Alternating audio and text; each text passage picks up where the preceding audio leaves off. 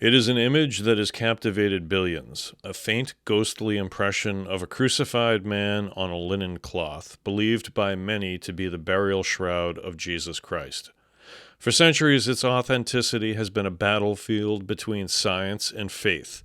The debate seemed to have reached a conclusion, but a new study is about to turn everything we thought we knew upside down.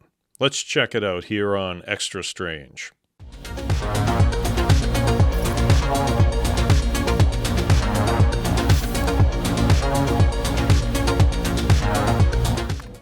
Hello, everyone, and welcome to Extra Strange. I'm your host, John F. Mers.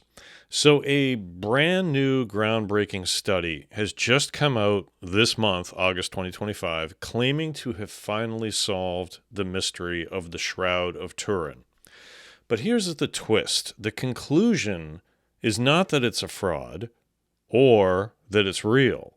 It's something else entirely. It's a carefully crafted piece of art that could never have been made by a human body. Today, we're going to break down this incredible new finding, explore the new science behind it, and show you why the Shroud's story is far from over. Now, to understand the new study, we obviously have to look back at the controversy. The Shroud of Turin first appeared in the 14th century. While millions of believers see it as a holy relic, a radiocarbon dating test in 1988 concluded the cloth was made from the 13th or 14th century, long after Jesus would have died. This test was widely accepted by the scientific community as proof that the shroud was a medieval forgery. For years, this was the end of the story. But believers have always had a counter-argument. They claim the shroud's image is unique, not a painting or scorch mark, but something that cannot be replicated. It has been called a divine imprint, or the result of a burst of energy at the moment of Christ's resurrection. The details of the man on the shroud, the crown of thorns, the nail wounds, etc., match the biblical description of the crucifixion with an almost unnerving accuracy. The scientific test might have dated the cloth, but it didn't explain how the image itself was initially formed. And this is where the new study from August 2025 completely changes the game. A Brazilian 3D designer and researcher named Cicero Moraes decided to use digital modeling to test a long-standing theory. He wanted to find out if the image on the shroud could have been formed by a real human body at all. Moraes ran a series of simulations draping a digital linen cloth over a 3D model of a human body. He quickly discovered that the image on the shroud was physically impossible to create this way. It showed anatomical distortions that a real body would not produce.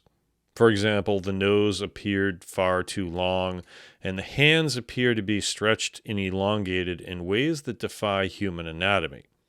However, when he draped the same cloth over low-relief sculpture, a type of carved, shallow artwork from the medieval period, the results were almost a perfect match. The distortions and proportions were exactly what you would expect from a sculpture, not a real human being. So what does this new study mean?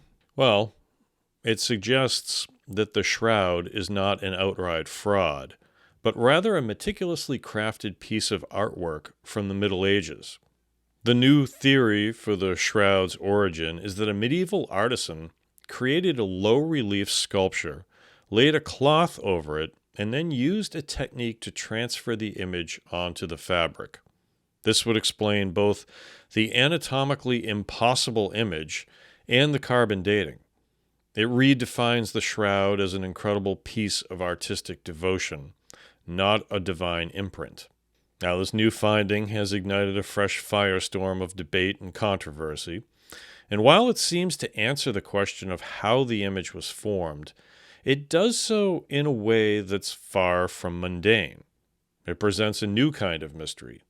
How did a medieval artist create such a beautiful and enduring illusion one that has fooled billions of people for centuries. Was the artist himself divinely inspired to create this? Was he shown a technique for doing so through dream or meditation? There's still a lot of questions out there regarding all aspects of the shroud. So what do you think? Does this new study finally solve the mystery of the Shroud of Turin? Or does it just prove how much we still have to learn about the past and everything else that went into making this? Let me know your thoughts in the comments below this video. Be very interested to see what folks think. Okay, that's going to do it for this episode of Extra Strange. I will see you next time on the Weekly Strange that drops Tuesday night, early for members of the channel, and around midnight for everyone else. Thanks for watching, and good night.